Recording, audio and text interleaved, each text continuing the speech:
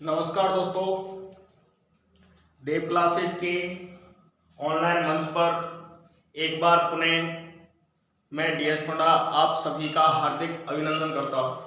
मेरे प्यारे दोस्तों, कल हम भाजकताओं के नियम जो थे, भाजकताओं से रिलेटेड या डिजिबिलिटी से जो रूल्स थे, वो उनको हम आज आगे बढ़ाते हुए चलते हैं। तो कल हमने लास्ट क्लास में जो डिस्कस किया था वो देख लेते हैं। पहले तो कि हमने सर्वप्रथम 2 की भाजकता पढ़ी थी, उसके बाद 3 व 9 की पढ़ी थी, 3 व 9 के बाद में 4 की पढ़ ली, उसके बाद में भैया 5 से रिलेटेड बन ली, उसके बाद में आपकी 6 की भी हो गई। तो ऐसी स्थिति में आपने देखा कि इतने सारे हमने नियम पढ़े।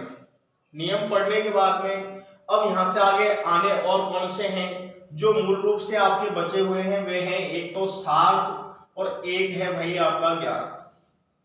और बाकी पढ़ना तो हमें 101 का भी है, लेकिन थोड़ा बाद में देखेंगे इसको। पहले हम सबसे पहले हम 7 का डिस्कस करेंगे, उसके बाद में 11 का। तो दोस्तों, कई बार इन 2 नियमों से रिलेटेड काफी सारे सवाल पूछे जाते हैं। राजस्थान पुलिस 2013 में, आजकल तो खैर मैथ सिलेबस से हटा दी गई है, लेकिन 2012-13 की बात है लगभग। तो ऐसी स्थिति में वहां पे क्या है कि सवाल पूछा था 11 की भाजकता के नियम से ही रिलेटेड था। अब वहां पे वो ये नहीं पहचान पाए कि कौन सा तो सम स्थान है, कौन सा विषम स्थान है। तो इसकी जानकारी के लिए तो भाई इसको हमें बिल्कुल डिटेल से पढ़ना है। तो डिटेल से अभी अब चर्चा करते हैं। आज के बाद आपकी ऐसी कोई समस्या ही नहीं बचेगी जो आप पे सॉल्व ना हो। तो ऐसी स्थिति में भैया सर्वप्रथम हेडिंग बनाइए 7 की भाजकता का नियम। देखिए, 7 की भाजकता से रिलेटेड अगर हम पढ़ते हैं तो यहाँ पे क्या क्या स्थिति बनेगी वो चीज देखिए भाई। तो यहाँ पे मैंने हेडिंग बनाई 7 की भाजकता। 7 की भाजकता भैया 7 की भाजकता के अंतर्गत होता क्या है। सर्वप्रथम अगर हम बात करें कि आपका फर्स्ट पॉइंट इसका कि यदि कोई अंक 6 बार पुनरावृत है, 6 बार पुनरावृत है, मतलब उस अंक की आवृत्ति हुई हो कितनी बार, 6 बार पुनरावृत है, तो उन 6 अंकों से बनी संख्या, उन 6 अंकों से बनी संख्या 7 से पूर्णतः विभक्त होती है। 7 से पूर्णतः विभक्त होती है। 7 से पूर्णतः विभक्त होती है। भाई ये स्थिति बन गई। जैसे एग्जांपल के लिए मैं आपसे बोल दूं दोस्तों, कह दिया कि भैया कोई भी अंक ले सकते हैं आप, 3 3 3 3 3 3, कितनी बार हो गया दोस्तों, 6 बार। अब 6 बार जब कोई भी अंक रिपीट होगा तो दोस्तों वहां पे वो संख्या किससे विभक्त होनी है, 7 से पूर्णतः विभक्त होगी। ऐसे ही मैंने 3 3 लिखा। अगर कहीं आपके साथ हम तो 3 3 तो नहीं लिख पाएंगे, हम तो 1 1 लिखेंगे। तो बिल्कुल आप लिख सकते हो दोस्तों जो चाहो वो, लेकिन एक अंकीय संख्या को कितनी बार लिखना पड़ेगा, 6 बार। अगर आप 6 बार लेते हैं तो 100% वो संख्या किससे विभक्त होगी, 7 से विभक्त होगी। आगे अगर बात करें सेकंड पॉइंट की, तो देखिए यदि कोई 2 अंकीय संख्या, यदि कोई 2 अंकीय संख्या, या कोई 2 अंकीय संख्या हो, 2 अंकीय संख्या 3 बार लिखी हो, 3 बार लिखी हो, कोई भी 2 अंक की संख्या ले लीजिए दोस्तों, और वो कितनी बार लिखी हो, 3 बार। तो भाई 3 बार लिखेंगे, 2 अंक की संख्या है तो टोटल डिजिट कितने होंगे, 6, क्योंकि भैया एक संख्या है 2 अंक से बनी हुई है, 3 बार लिख रही है, तो भैया टोटल डिजिट आपके 6 होंगे। तो यदि कोई 2 अंकीय संख्या 3 बार लिखी हो तो वह संख्या भी 7 से पूर्णतः विभक्त होती है, पूर्णतः विभक्त होती है। अब दोस्तों दिमाग काम करेगा कि भाई उदाहरण के लिए क्या लें। तो दोस्तों आप ले लीजिए कुछ भी, कोई भी 2 अंकीय संख्या उठा लीजिए आप, 10 से लेकर और 99 तक, 10 से लेकर 99 तक सारी संख्याएं 2-2 डिजिट की हैं, 2-2 अंक की हैं। तो उनमें से कोई भी अंक उठाइए उसको 3 बार लिख दीजिए। जैसे आप कहेंगे साहब कि हम तो भैया 47 लिखते हैं, तो 47 दोस्तों एक बार लिख दिया तो इसी को 2 बार और रिपीट कीजिए, तो 47 47 47। इस तरीके से आपने ये 3 बार रिपीट कर दिया, 47 47 47 हो गया। अब भैया 2 अंकीय संख्या थी 47, जिसको कितनी बार लिखना है हमने, 3 बार, तो 3 बार लिख दिया। अब आप चाहेंगे कि भैया इसमें 7 का भाग जाएगा या नहीं जाएगा, तो आप देखे देखेंगे मेरे प्यारे दोस्तों, पाओगे कि पूरी तरह ये संख्या 7 से विभक्त होगी। 7 से विभक्त होने के लिए कोई भी संख्या हो सकती है दोस्तों।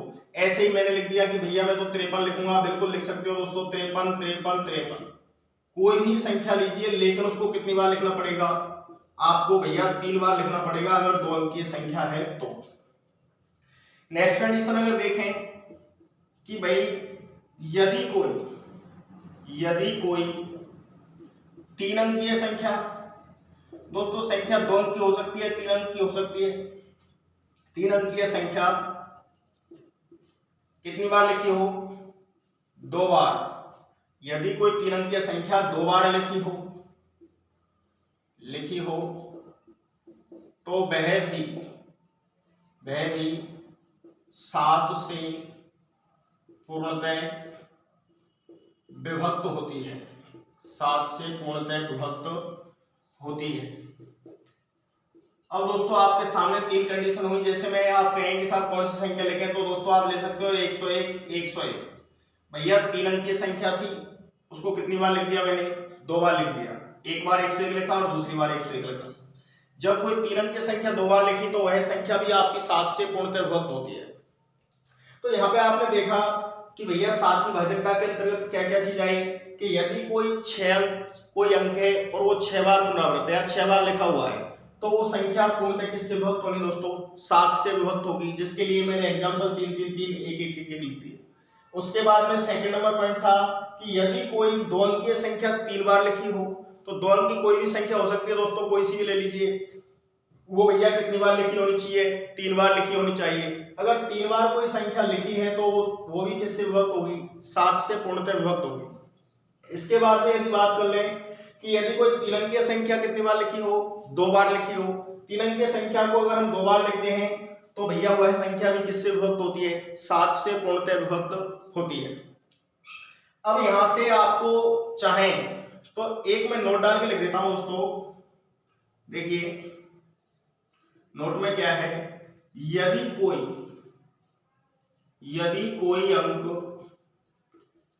कोई अंक 6 बार पुनरावृत है, 6 बार पुनरावृत है, तो उन 6 अंकों से बनी संख्या, उन 6 अंकों से बनी संख्या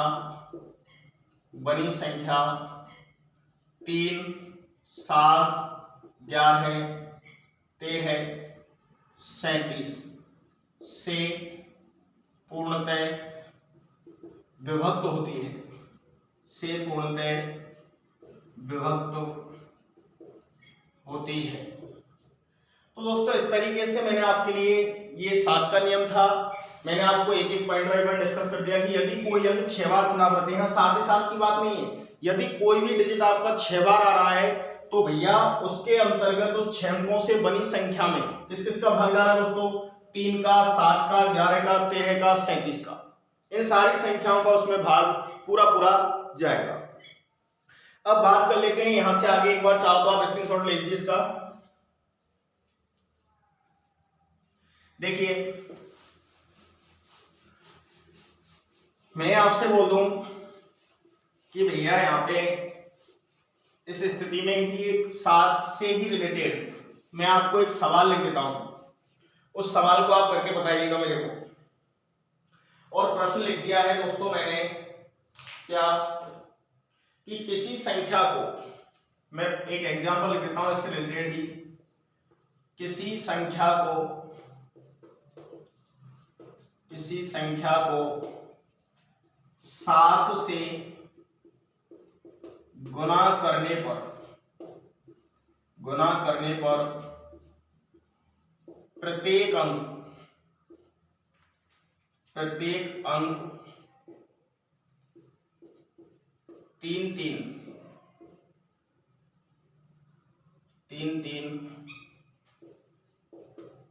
प्राप्त होता है। मतलब किसी से कोई संख्या है ऐसी, उसको आप 7 से गुना कर रहे हो तो प्रत्येक अंक किसका दोस्तों 3 प्राप्त होता है। तो ऐसी सबसे छोटी संख्या क्या है होता है, तो ऐसी सबसे छोटी संख्या क्या है, सबसे छोटी संख्या क्या है दोस्तों, ये मैंने आपके लिए लिख दिया। अब यहां पे आप देख रहे हैं कि भैया किसी संख्या को 7 से गुना कर रहे हो, आप 7 से गुना करेंगे तो प्रत्येक अंक 3 प्राप्त होता है, ये चीज उसने बोल दिया।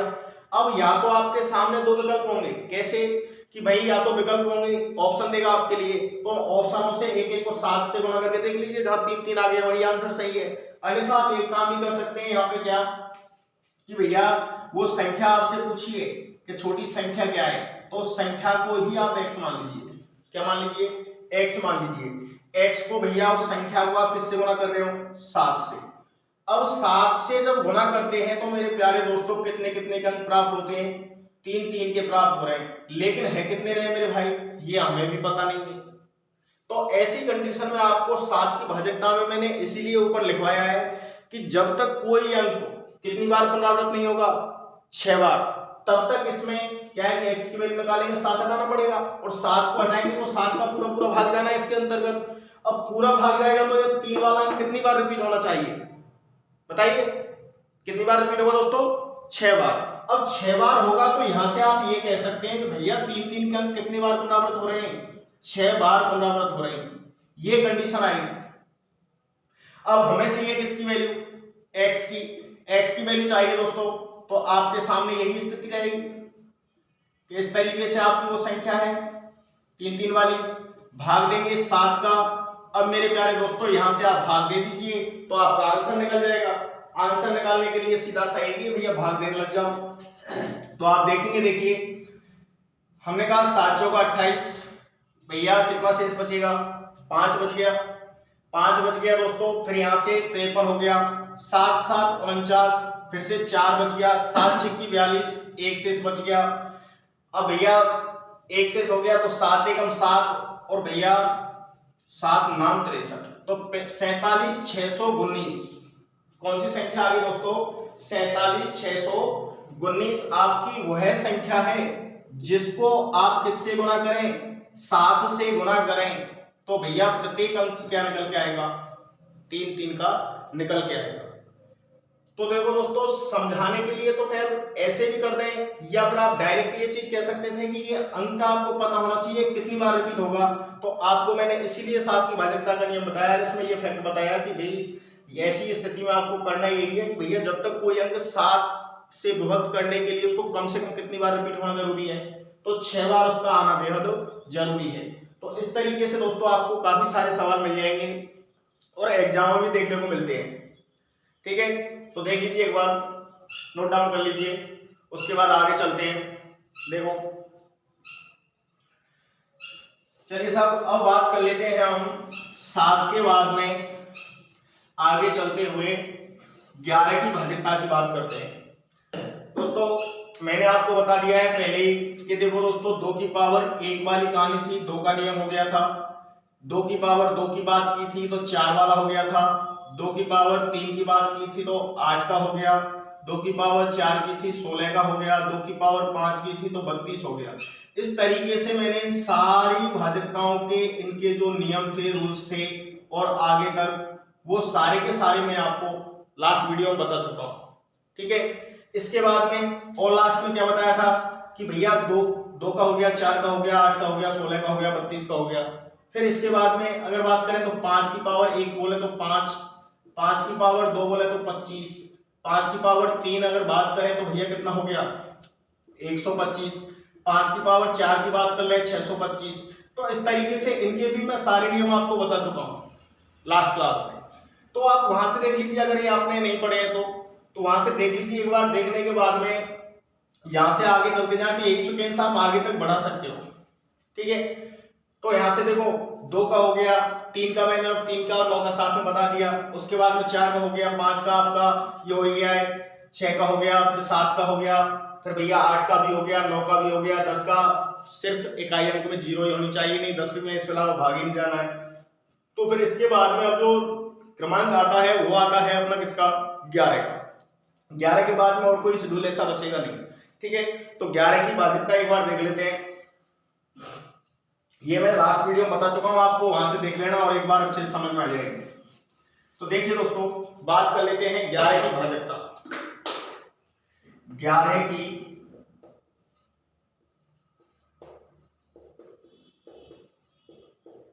भाजकता दोस्तों, 11 के अंतर्गत अगर हम देखें तो 11 की भाजकता है, काफी इंपॉर्टेंट है और यहां से कई सारे सवाल आपके लिए बनते हैं एग्जाम में। तो देखिए एक बार हम बात कर लेते हैं, भैया मैं लैंग्वेज लिख रहा हूं, लैंग्वेज को थोड़ा ध्यान से पढ़ना। 11 की भाजकता के अंतर्गत क्या होगा कि दी गई संख्या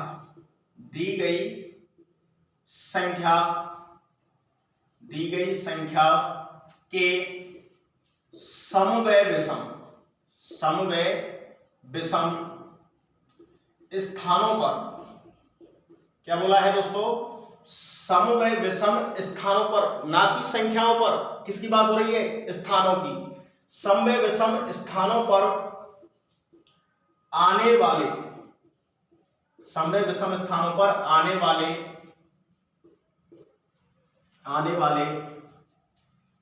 अंकों के योग का अंतर 0 या अंतर या तो 0 हो या 11 से पूर्णतः विभक्त हो, 11 से पूर्णतः विभक्त हो। ऐसी स्थिति में आपको सीधा सा यही चीज करनी है दोस्तों कि या तो भैया वो अंतर 0 आना चाहिए या फिर वो अंतर किससे विभक्त होना चाहिए, 11 से विभक्त होना चाहिए। तो ऐसी स्थिति में दोस्तों अब यहाँ पे आपको पहचानने के लिए एक बार मैं बता रहा था कि राजस्थान पुलिस के अंतर्गत आपसे कह दिया, रीजनिंग में भी हो सकता है दोस्तों यहाँ से कि भैया कोई संख्या लिखी आपको 5 6 8 3 2, इस तरीके से आपके लिए संख्या लिख दी।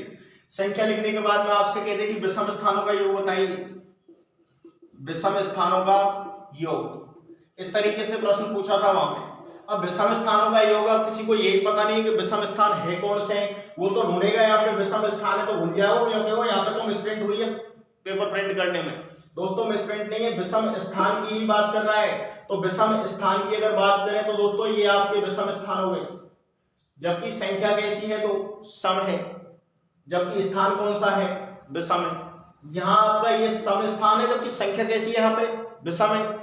तो ऐसी स्थिति में स्थान पहला वाला जो आएगा वो विषम स्थान होगा, क्योंकि दोस्तों सम और विषम संख्या आप देख लीजिए यहां से, सम में विषम, सम और विषम संख्याओं का जो डिवाइडेशन हुआ है, पार्टीशन हुआ है, वो दोस्तों किससे हुआ है, आपका प्राकृत संख्या से। किससे हुआ है, प्राकृत संख्या से। अब प्राकृत संख्या से दोस्तों जब हुआ है सम और विषम का डिसाइड, तो सबसे पहले आप देखते हैं कि भैया इस तरीके से 1 2 3 4 इस तरीके से चलती जाती है आपकी काउंटिंग, चलती जाती है आगे तक। तो यहां से आप देख रहे हैं कि पहली संख्या आपकी है कौन सी है, विषम है ना, एक विषम होगा मतलब ओड होगा। दूसरी अगर बात करें तो इवन आएगा, फिर ओड आएगा, फिर इवन आएगा, फिर ओड आएगा, फिर इवन आएगा, फिर ओड आएगा। इस तरीके से आपकी कहानी शुरू हो गई यहां से विषम सम विषम सम विषम सम विषम सम। तो सबसे पहले जो कहानी शुरू हुई है वो किसकी हुई है, ओड की हुई है, अर्थात विषम की हुई है। तो पहला स्थान कौन सा होगा दोस्तों, विषम स्थान होगा। कौन सा स्थान होगा, विषम स्थान। स्थान की बात कर रहा हूं ना कि डिजिट की।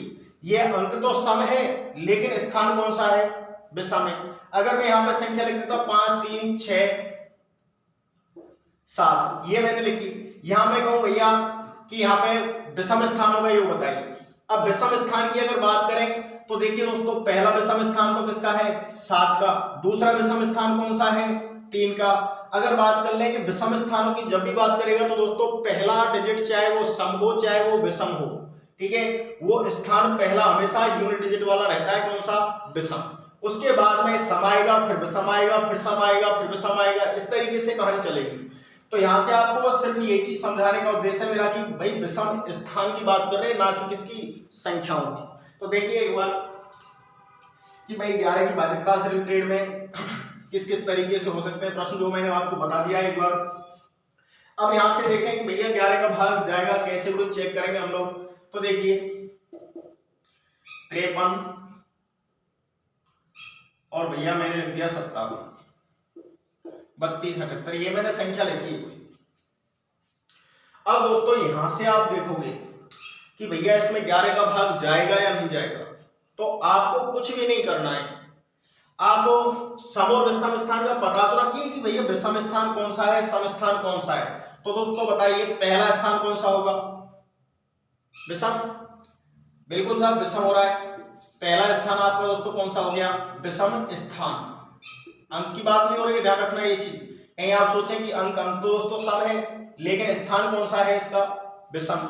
यहां अगर बात कर लें ये कौन सा स्थान है, तो दोस्तों अंक तो विषम है, लेकिन स्थान कौन सा है, सम स्थान है। अगर बात कर लें तो ये वाला भैया विषम स्थान, ये वाला आपको सम स्थान, ये वाला आपको विषम, ये वाला सम, ये वाला आपको विषम, और भैया ये वाला सम। इस तरीके से आपको सम और विषम स्थानों का क्लियर करना है, ठीक है। तो सम और विषम स्थान का तो आपको क्लियर हो गया होगा, एक बार स्क्रीनशॉट ले लीजिए यहां तक का, चाहे तो सम और विषम स्थान के लिए। बाकी हमें भाजकता के नियम के अंतर्गत क्या करना है, तो वो चीज देख लीजिए, ठीक है। सम और विषम स्थानों के अंकों के योग का डिफरेंट लेना है। तो देखो दोस्तों, मैं जो आपके विषम स्थान थे उन्हीं पे राउंड कर रहा हूं सिर्फ। पहला विषम स्थान 8 का, दूसरा विषम स्थान 2 का, तीसरा विषम स्थान 7 का, और भैया चौथा विषम स्थान 5 का। अब बात कर लें तो बचे कुछ कौन से रह गए, सम स्थान वाले। तो दोस्तों मैं लिखा हूं यहां पे सम स्थान, और डिफरेंट चाहिए हमें, ना कि हम माइनस में ऐसा मत कर देना कि इसका योग कम आया इसका ज्यादा आया माइनस में बचा दें, ठीक है। और इधर मैंने लिख दिया भैया विषम स्थान। सम स्थान प्रश्न को ऊपर लैंग्वेज के देखिए, यहाँ पे जो परिभाषा में लिखा हुआ है कि दी गई संख्या के सम स्थान व विषम स्थानों पर आने वाले अंकों के योग, मतलब सम और विषम स्थान पर जो भी आ रहे हैं उनके अंकों के योग का क्या निकालना है हमको, अंतर। भैया तो पहले तो योग कीजिए। योग की अगर बात करें तो सम स्थान कौन कौन से हैं दोस्तों, देखिए 5 + 5 + 3 + 7, ये दोस्तों कौन से स्थान हो गए, सम स्थान हो गए। योग की अगर बात करें तो 5 और 5 10, 3 13 और 7 20, अर्थात ये संख्या का योग कितना निकल गया, 20। कौन सी को, सम स्थान वाले का। इसके बाद विषम स्थान वाले की बात कर लें तो देखो विषम स्थान वाली भैया पहली 8, फिर इसके बाद में 2, फिर इसके बाद में 7, फिर इसके बाद में दोस्तों क्या 3। इनका भी योग कीजिए दोस्तों। योग की अगर बात करें तो ये योग कितना हो गया, इनका भी 20 हो गया, क्योंकि 7 3 10 2 12 8 20। अब 20 और 20 का अंतर देखिए आप, 20 और 20 का क्या देखना है, अंतर। अंतर की दोस्तों बात करें तो 20 में से 20 गया तो भैया कितना बचेगा, 0 आ गया। तो इनका जो डिफरेंट है वो क्या है, 0 है। अब जब डिफरेंट 0 है दोस्तों, तो क्या इसमें 11 का भाग जाएगा, तो बिल्कुल सर 100% जाएगा, क्योंकि आपने लिख रखा है ऊपर दी गई संख्या के सम व विषम स्थानों पर आने वाले अंकों के योग का अंतर 0। तो अंतर 0 आया, या 11 से पूर्णतः विभक्त हो, यहाँ पे 0 आया है तो यहाँ पे भाग जाएगा 100%। लेकिन अगर यहाँ पे अंतर 11 आ जाता, जैसे यहाँ पे तो होता आपका 21 और यहाँ होता आपका 10, तो डिफरेंट 11 होता। अब 11 होता तब भी 100% भाग जाता, ठीक है। तो अंतर 0 हो या फिर उसमें 11 का पूरा भाग जाना चाहिए, किसमें, अंतर में, ठीक है। तो इस तरीके से आपको सम और विषम स्थानों के योग का जो डिफरेंट है वो आपको निकालना है।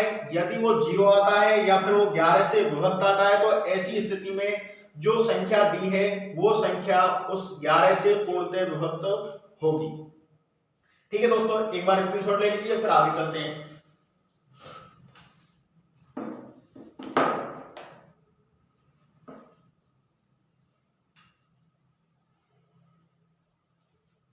देखिए अब भैया इससे रिलेटेड कुछ प्रश्न हैं वो आप देखेंगे। जैसे मैं आपके लिए यहाँ पे लिखवा देता हूं एक प्रश्न। मैंने दोस्तों आपसे कह दिया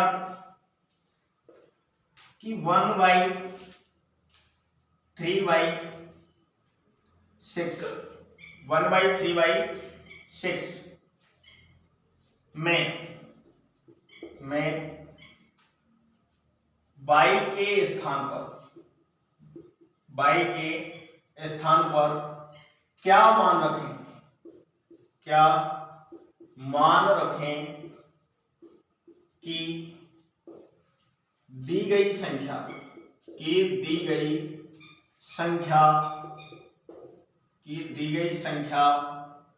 11 से पूर्णतः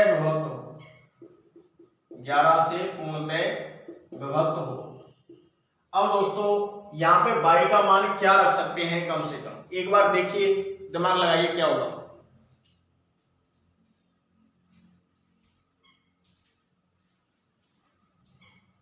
क्या आ रहा है?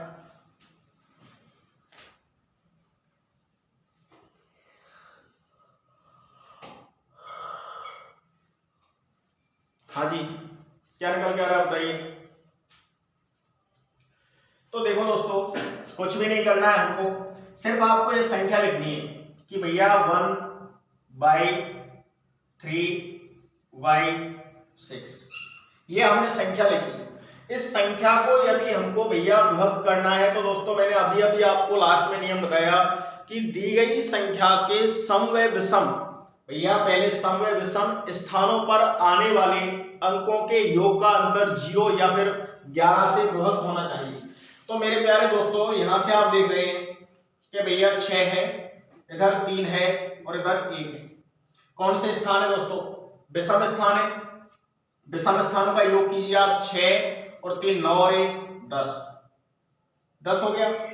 अब दोस्तों इधर अगर बात करेंगे विषम स्थान जोड़े, विषम तो आपने जोड़ दिए 6 3 और 1 10। अब सम स्थानों को जोड़िए एक बार। सम स्थानों की दोस्तों अगर हम बात करें तो भैया y प्लस y और y जोड़ेंगे तो दोस्तों क्या आएगा? 2y आएगा, ना कि y स्क्वायर। कहीं गलती मत कर देना कि जोड़ने पर भी आप स्क्वायर ले जाएं, क्योंकि भैया जोड़ने हैं जैसे x प्लस x करेंगे तो 2x आएगा, ध्यान रखना। अगर आपको x गुना x कर रहे हो तो आपका x स्क्वायर आएगा। बहुत से लोग क्या करते हैं, गुना करने में भी 2x ले जाते हैं, तो वो बिल्कुल गलत बात है। ठीक है, तो ये वाली गलती नहीं करनी हमको। तो 2y का मान किसके बराबर हो जब ये विभक्त हो सकती है? किसके बराबर होना चाहिए दोस्तों? 10 के बराबर योग होना चाहिए। तो भैया योग इसके बराबर होना चाहिए, तो ये लो। अब यहां से y का मान निकाल दो, बराबर होना चाहिए, हमने बराबर को चिन्ह लगा दिया। अब भैया 2 गुना वाली संख्या है, तो दोस्तों मैं आपको पहले ही बता दिया साइड कि प्लस वाली संख्या का जब आप पक्षांतरण करते हैं तो किस में जाती है? माइनस में। अगर माइनस वाली संख्या की बात करें तो भैया प्लस में। प्लस वाली की गुना वाली में अगर बात कर लें, गुना वाली संख्या है उसका पक्षांतरण कर रहे हो तो भैया वो कहां जाएगी? भाग में जाएगी। और भैया कोई भाग वाली संख्या है तो वो कहां जाएगी दोस्तों? गुना में। ये पक्षांतरण के बाद परिवर्तित रूप में जाएगी इस तरीके से। प्लस वाली संख्या है तो माइनस में, माइनस वाली है तो प्लस में, और गुना वाली है तो भाग में, और भाग वाली है दोस्तों तो किस में जाएगी? गुना में। तो यहाँ पे आपकी ये संख्या गुना में है, तो गुना वाली का अगर पक्षांतरण करेंगे दोस्तों कहां जाएगी? भाग में। तो इधर बचेगा y, और भैया इधर 10 में भाग लगेगा किसका? 2 का। दोस्तों 2 का भाग देंगे तो कितनी बार जाएगा? 5 बार। अर्थात y का मान क्या निकल के आ गया दोस्तों? 5। तो भैया y के स्थान पे यदि आप 5 रख देते हैं तो देखिए यहां भी 5 रखना है और यहां भी 5 रखना है। 5 और 5 को जोड़ेंगे तो 10 हो गया। इधर इन स्थानों को जोड़िए, इनका योग तो पहले से 10 है, तो 10 में से 10 घटाएंगे तो 0 आएगा, अर्थात 11 का भाग चला जाएगा।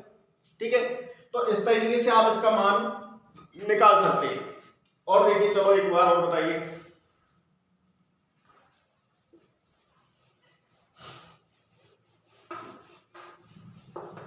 देखिए यहां से आगे कई सारे सवाल आते हैं, बहुत सारे, आप प्रैक्टिस के लिए देख लीजिए। मैं दोस्तों आपसे बोल दूं कि 5 6 8 3 4 में, और एक चलो स्टार और लगा देता हूं इसमें, स्टार 3 में स्टार के स्थान पर स्टार के स्थान पर क्या रखें, स्टार के स्थान पर क्या रखें कि दी गई संख्या 9 से पूर्णतः विभक्त हो, दी गई संख्या 9 से पूर्णतः विभक्त हो।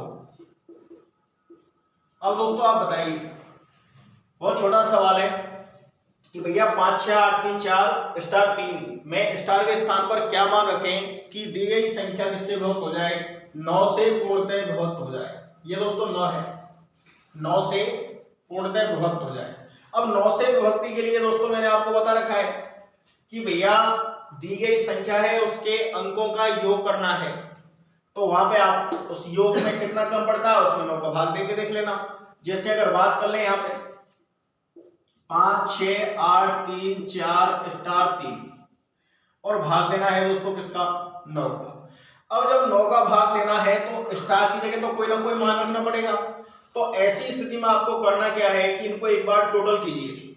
टोटल करेंगे दोस्तों तो यहां से देखिए 5 और 6 11, भैया 11 में 8 जोड़ा तो 19, 19 में 3 जोड़ा तो 22, 22 और 4 की अगर बात करें 26, 26 में भैया 3 जोड़ेंगे तो दोस्तों कितना हो गया, 29। आपका मान क्या हो गया दोस्तों, 29 हो गया। अब 29 तो आपका योग आया, लेकिन एक संख्या और बची हुई है स्टार के स्थान वाली, प्लस इसमें स्टार कर दीजिए, प्लस क्या कर दीजिए, स्टार कर दीजिए। अब भैया प्लस स्टार आप इसमें कर रहे हो दोस्तों, अब इसमें भाग हमें देना है किसका, 9 का। तो मैंने दोस्तों आपको बताया कि इन संख्या के अंकों के योग में यदि 9 से भाग चला गया तो ये संख्या पूरी तरह किससे विभक्त हो जाएगी, 9 से विभक्त हो जाएगी। तो ऐसी स्थिति में आपको करना कुछ भी नहीं है, आप ये देखिए कि इस 29 से बड़ी कौन सी वो संख्या है जिसमें 9 का पूरा पूरा भाग जाएगा, बताइए। तो 9 से दोस्तों ठीक बड़ी की अगर बात करें, ये 29 से ठीक बड़ी की अगर बात करें तो दोस्तों 36 आएगी जिसमें 9 का पूरा पूरा भाग जाएगा।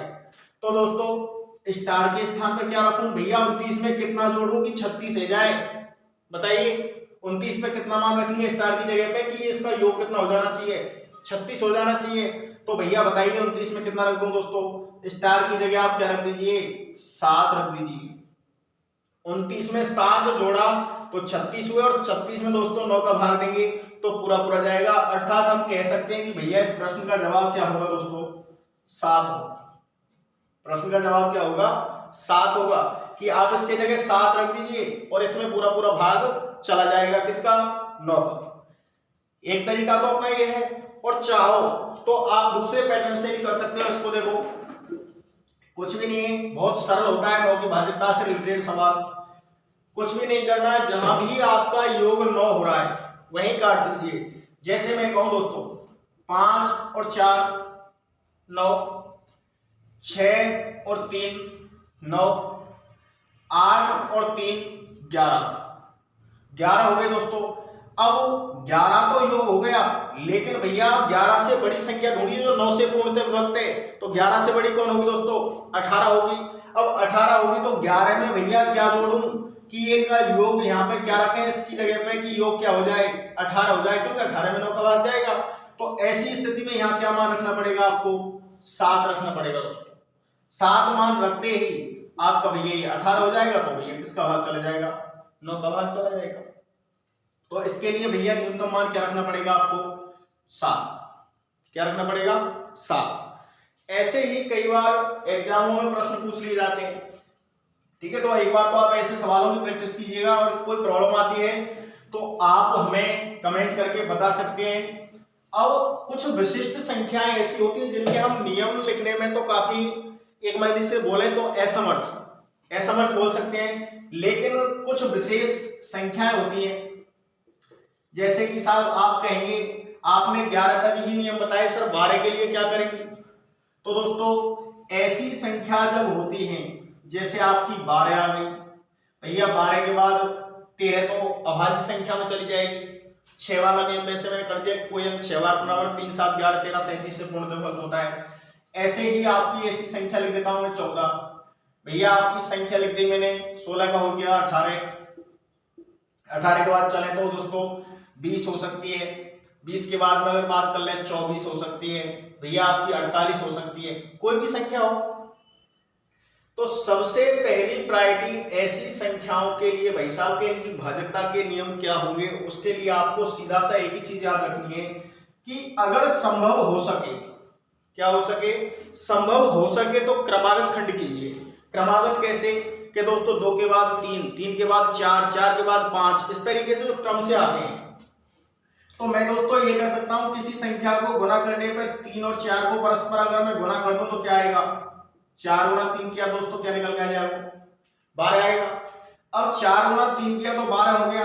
अर्थात यहीं से नियम बन गया क्या कि यदि कोई संख्या 3 व 4 दोनों से विभक्त है, 3 और 4 दोनों से विभक्त है, तो उस संख्या में किसका भाग जाएगा दोस्तों, 12 का पूरा पूरा भाग जाएगा। कब, जब वो संख्या 3 और 4 दोनों से विभक्त होगी तब। तो इसी तरीके से के साथ चलो यहां तो आपने कर दिया क्योंकि क्रमागत खंड हो गए, क्रमागत खंड ही नहीं हुए तो बिल्कुल आप 14 की क्रमागत खंड करके बताइए मेरे को।